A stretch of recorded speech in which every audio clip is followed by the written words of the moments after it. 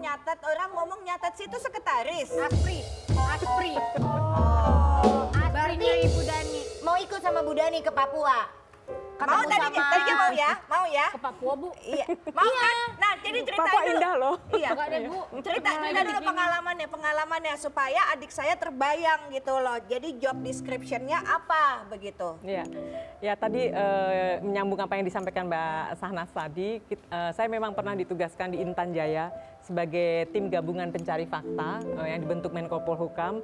Waktu itu kami diterjunkan ke distrik Hitadipa dalam perjalanan ke Sugapa, ibu kota Intan Jaya. Kami diberondong oleh KKB. Brondong maksudnya, Bu? Diberondong. Cowok-cowok ganteng brondong. Beda, ini bahasanya berondongnya yang pakai senjata, Aida. Ditembak, Bu, ditembak. Iya, ditembak dor, Aida. Bu, nih saya tutup aja, Bu, mulai detik ini saya nggak jadi Aspri, Bu. Si ngeri, Bu, emak saya nanti nangis. Kalau ke Papuanya itu jalan-jalan, memang Papua indah sekali ya Bu ya. betul. Tapi Iya. disayangkan sekali ada kondisi, ada daerah-daerah yang seperti itu ya Bu ya. Iya. Terus berapa yang ketembak? Ada dua, jadi teman saya peneliti UGM, almarhum Bambang Purwoko, dan satu lagi dari TNI AD. Orang mah ya, cewek-cewek tuh kalau ibu-ibu foto mah di belakangnya ada kembang. Ini Iya, tank. belakangnya tank. Serem banget, Bu. Mbak, Oh, iya. apa nggak mau menjaga kenormalan ya Mbak? Begitu loh. Iya, Apa nggak orang- pengen jadi perempuan normal, foto di dapur gitu, gendong cucu, bermain sama keluarga, Ada atau apa? tuper-tup tuh. Ini Iya kok ininya tank begitu ya? Apa nggak mau normal lagi Mbak? ini normal loh. Ini normal. Jadi saya rasa apa namanya kan sering dibilang bahwa Polhukam, politik, keamanan itu domainnya laki-laki gitu. Tapi kalau saya melihat bahwa itu mitos gitu ya, bahwa itu laki-laki dan perempuan sama-sama bisa masuk ke sana gitu. Asal dia punya kapasitas dan menyukai untuk terjun di bidang itu gitu. Jadi Dengan segala resikonya. ya pasti ada semua pekerjaan saya rasa ada risiko-risikonya Betul. ya. Betul. Tapi nggak itu tuh waktu di depannya ada Iya, memang senjata. semua pekerjaan ada resikonya. Ibet misalnya nyanyi kan nggak mungkin ditembak ya, diberondong. Itu maksud kamu lagi ngelawak kan nggak mungkin ditembak sama orang. Nah saya jadi MC, diam nggak kalau nggak saya jedor kamu kan enggak. Iya Nah, sih. Ya ya. Ini ya. resikonya gede banget nih nyawa. Ibu nggak mau ke bidang lain apa, Bu, gitu? Apa bidang apa, Aida? Ngedamein apa gitu, jangan yang serem-serem gitu. Kenapa pilihnya yang serem-serem itu, Ibu? Memang punya nyali Enggak atau sih. punya riwayat seperti Ya, keluarga atau apa? saya yakin semua bidang itu punya konsekuensi ya, walaupun derajat konsekuensinya itu beda-beda gitu ya. Jadi kalau misalkan ya perempuan selalu diidentikan dengan wilayah yang tadi Mbak Sahnas sampaikan, sebetulnya perempuan-perempuan kita tuh juga mampu di bidang-bidang pertahanan, politik, segala macam. Seperti misi perdamaian kita di PBB itu dari 3.000-an personel laki-laki, kita tuh punya 100-an perempuan gitu. Nah, pasukan perempuan itu punya salah satu kelebihannya adalah dia keterampilan mengumpulkan intelijen dan apa namanya informasi-informasi di lapangan tuh luar biasa gitu. Bagaimana dia menavigasi kultur atau budaya yang berbeda di lokal itu bagus banget gitu ya. Jadi baik perempuan laki-laki sebetulnya ini adalah ruang bersama yang bisa kita kerjakan bersama-sama. Berarti udah saling dukung sekarang. Betul. Iya. Tahu nggak Neng? Itu ya kalau aku pikir-pikir ya, mesti lebih banyak presiden perempuan di dunia supaya kita tidak perang. Kalau ada dua negara yang dipimpin sama presiden perempuan, kalau lagi sebel paling cuma diem-dieman doang. Iya, Kan nggak benar. pernah angkat senjata tembak-tembakan. Apa? Dia gitu. Apalagi kalau Adu presiden, jotos ya. apalagi kalau presidennya suka nonton bersama perempuan, pasti dia saling mendukung perempuan. Bisa yang aja lain. promosi. Iya, iya. Ya, Mbak Dani, kalau misalnya LIPI gimana? Mbak Dani kan dulu peneliti juga. Iya. Sebetulnya ketika saya di LIPI dan kemudian tanda kutip di BKO kan di KSP itu sebetulnya sebuah rentetan aja. Jadi sequence dari perjalanan hidup saya bahwa dulu saya melakukan penelitian di lapangan, mengabstraksikan fakta-fakta sosial yang ada dan sekarang bagaimana diformulasikan ke dalam sebuah kebijakan pemerintah. Jadi apa yang saya dapatkan di lapangan itu kemudian saya bawa ke pemerintahan untuk bagaimana diformulasikan dalam kebijakan-kebijakan yang ada di pemerintahan. Jadi benar-benar ya Aida, ini perempuan penggawa. Jadi kan memang kan kita temanya hari ini adalah perempuan-perempuan yang jadi penjaga. Betul. Kalau Mbak Dani adalah penjaga negara, Ibet penjaga dialog. Ada pertanyaan Bet, mesti ditanya Bet. Oh iya. Aku juga penjaga kan. Kamu penjaga apa? Aku penjaga tempat makan. Supaya tikus-tikus gue nggak masuk. Iya, makanya ditanyain bakwan, toge, minyak sama dia Maya. Kalau Ibet nanya gini, Bu, yang Ibet tahu Ibu juga adalah seorang penulis, Dosen. editor juga, dosen juga, redaksi juga Gak pusing ya. Bu, jalanin banyak begitu Bu. Kalau menulis itu kan nggak butuh waktu yang lama, ngedit juga, baca gitu. Itu Bagi kayak Bu satu kerjaannya Bu, biar saya naik gitu. Aida, semua Dikata orang ada gampang sama dia. keahliannya. Bu Dani juga kalau disuruh kayak Aida nggak sanggup.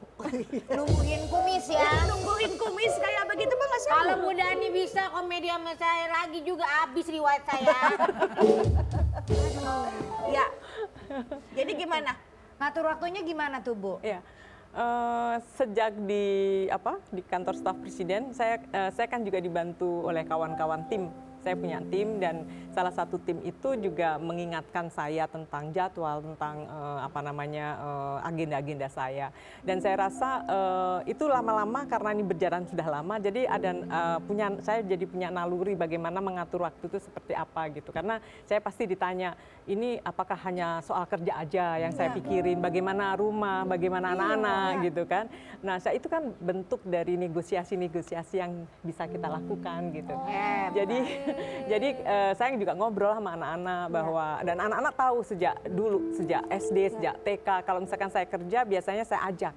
Kalau mereka ada waktu luang nggak misalkan lagi libur segala macam, saya perlihatkan bahwa ini kerja saya gitu dan kemudian saya rasa kita bekerja sama untuk supaya bisa ini berjalan dengan baik gitu kehidupan. Mbak Dani, kalau misalnya politik itu kan ke daerah konflik itu keluarga apa nggak ketar-ketir hatinya sih? Ya pasti ya.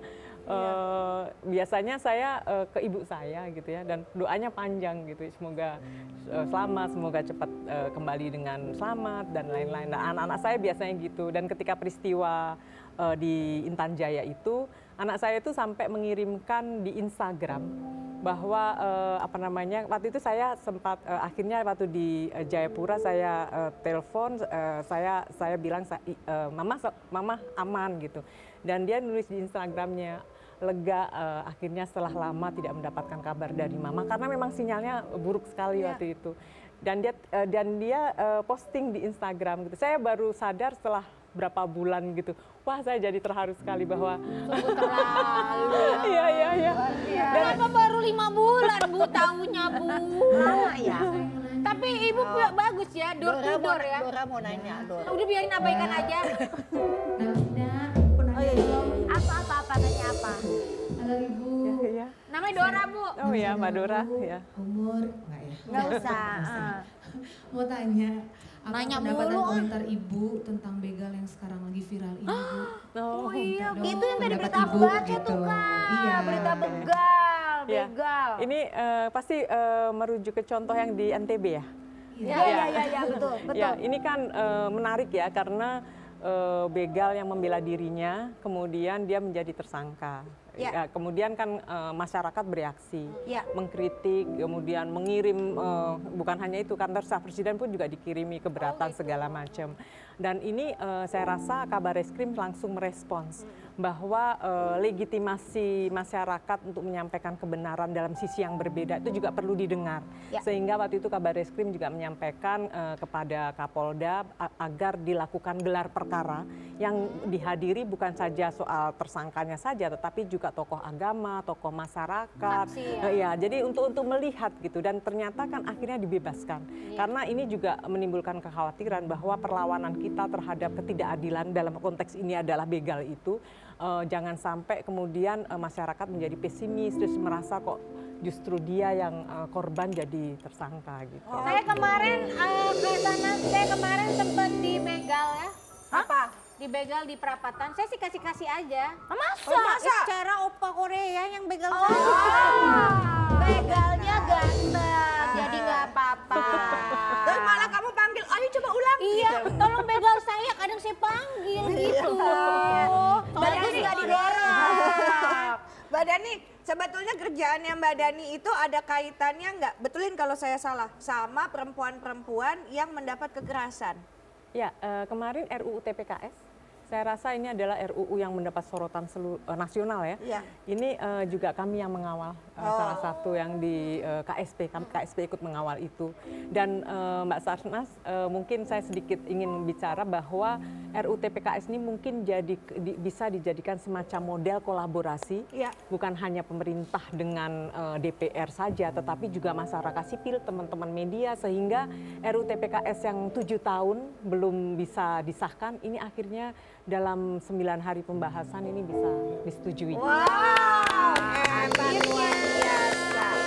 Penggawa pengawal, betul-betul ya. Saya Dan jadi cocok nggak? apa? Jadi Aspri. Cocok. Oh, masih mau balik enggak, lagi? bukan jadi aspri, tapi jadi penggawa juga.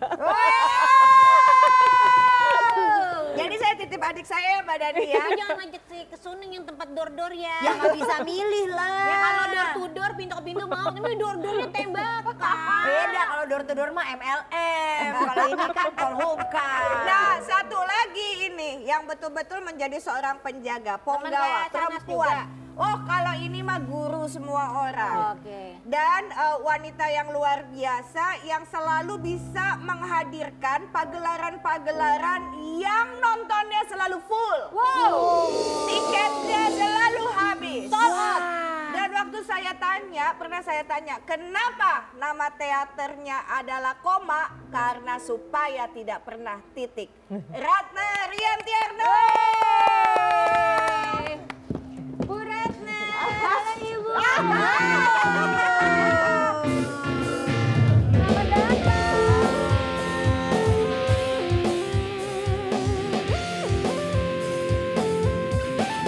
Lamaku memendam rasa di dada, mengagumi indahmu wahai jelita.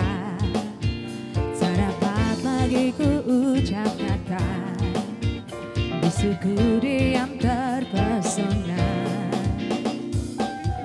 Andai satu hari kau jadi milikku, tak akan ku lepas dirimu kasih. Bila waktu mengizinkanku menunggu dirimu, ku rasa ku telah jatuh cinta pada pandangan yang pertama. Sulit bagiku untuk bisa berhenti mengagumi dirinya. Oh Tuhan, tolong diriku untuk membuatnya menjadi